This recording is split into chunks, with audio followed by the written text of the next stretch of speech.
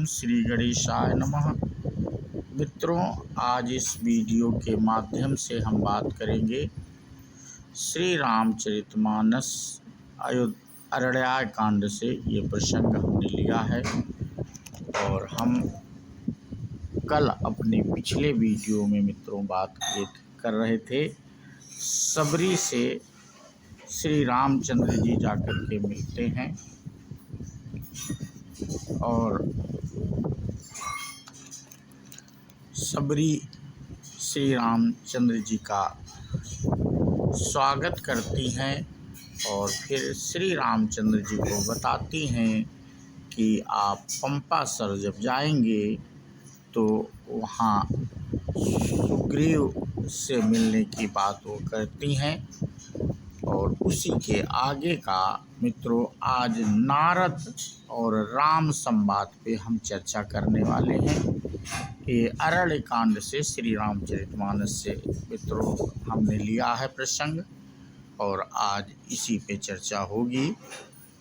तो भगवान राम को विरह युक्त देखकर नारद जी के मन में विशेष रूप से सोच हुआ।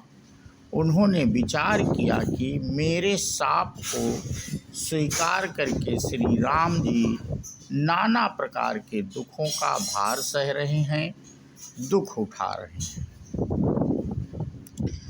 ऐसे भक्त वत्सल प्रभु को जाकर देखूं, फिर ऐसा अवसर ना बन आवेगा।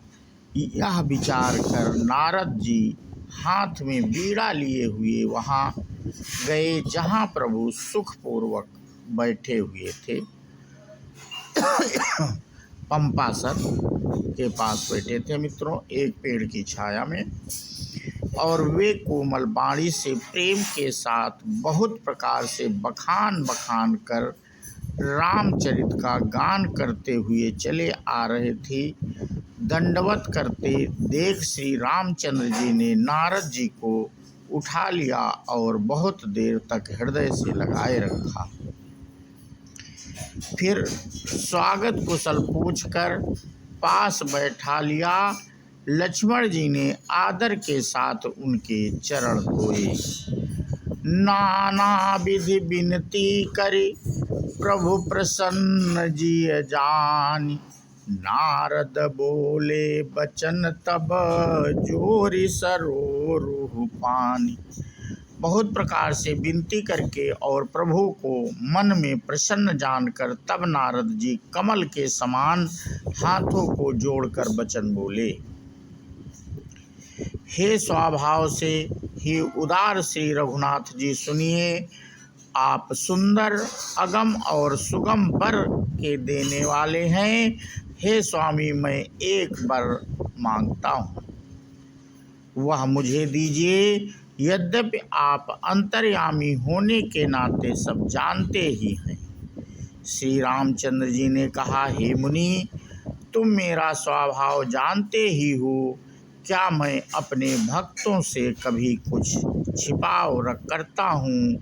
मुझे ऐसी कौन सी वस्तु प्रिय लगती है जिसे हे मुनिश्रेष्ठ तुम नहीं मांग सकते? मुझे भक्त के लिए कुछ भी अदेय नहीं है, ऐसा विश्वास भूल कर भी मत छोड़ो। तब नारद जी हर्षित होकर बोले, मैं ऐसा वर मांगता हूँ, यह धृष्टता करता हूँ। यद्यपि प्रभु के अनेकों नाम हैं और वेद कहते हैं कि वे सब एक से एक बढ़कर हैं, तो भी हे नाथ, राम नाम सब नामों से बढ़कर हो और पाप रूपी पक्षियों के समूह के लिए यह बाधिक के समान हो। राका रजनी भगत तब राम नाम सोई सोम। अपर नाम उड़गन विमल बसहु भगत उर व्योम। आपकी भक्ति पूर्णिमा की रात्रि है, उसमें राम नाम यही पूर्ण चंद्रमा होकर और अन्य सब नाम तारा गढ़ होकर भक्तों के हृदय रूपी निर्मल आकाश में निवास करें। कृपा सागर श्री रघुनाथ जी ने मुन से एवमस्तु ऐसा ही हो कहा। तब नारद जी ने मन में अत्यंत हर्षित होकर प्रभु के चरणों में मस्तक नवाया।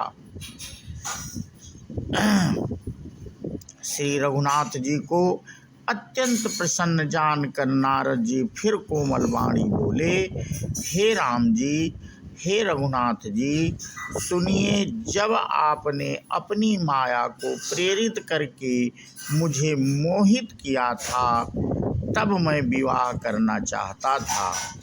हे प्रभु, आपने मुझे किस कारण विवाह करने नहीं दिया?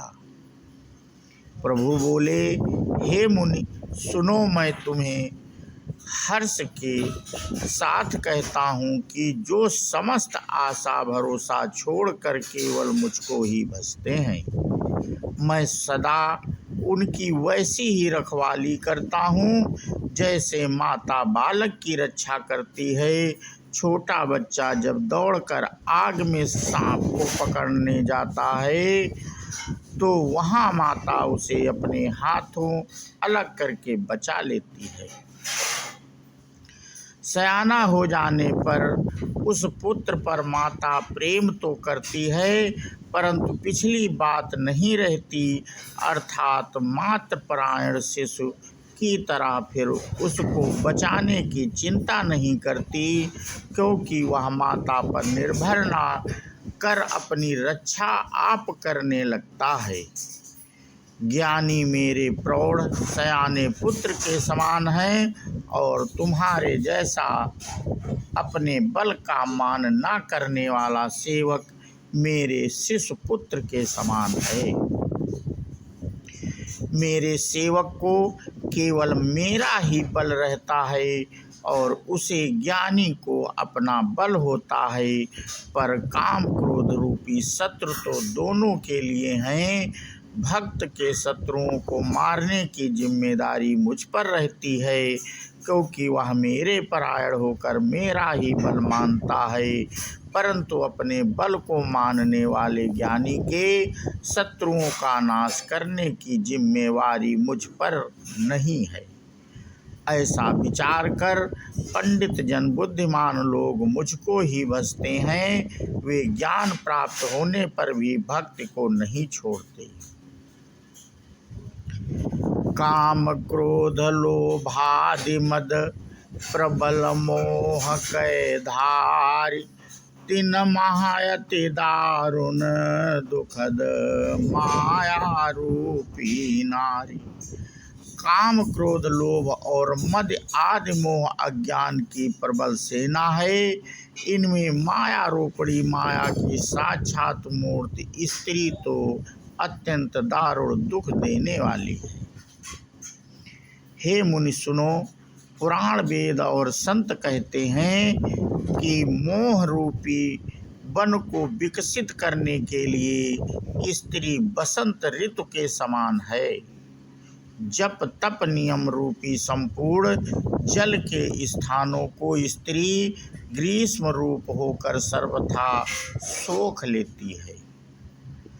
काम क्रोध मद और मत्सर डाह आदि में ढक हैं, इनको वर्षा ऋतु होकर हर्ष प्रदान करने वाली एकमात्र यही स्त्री है। बुरी वासनाएं कुमुदों के समूह हैं, उनको सदैव सुख देने वाली यह शरद ऋतु है। समस्त धर्म कमलों के झुंड हैं, यह नीच विषय जन्य सुख देने वाली स्त्री हिम ऋतु होकर उन्हें जला डालती है। फिर ममता रूपी जवास का समूह वन स्त्री रूपी शिशिर ऋतु को पाकर हरा भरा हो जाता है।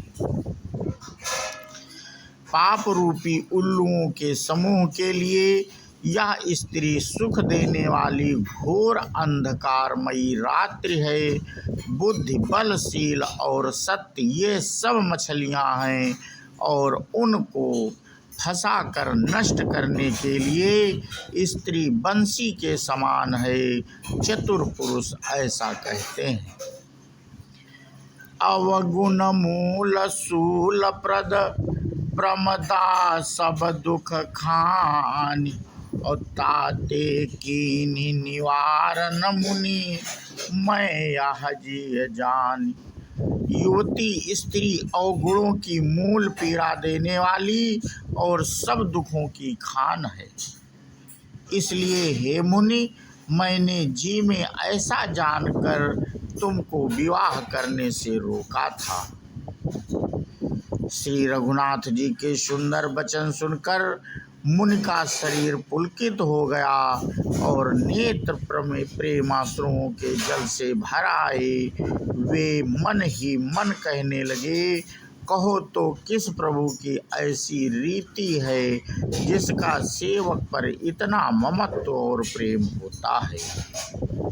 तो मित्रों, आज हम अपना प्रसंग यहीं पे समाप्त करते हैं और इसके आगे की कथा हम अपने अगले वीडियो के माध्यम से शुरू करेंगे।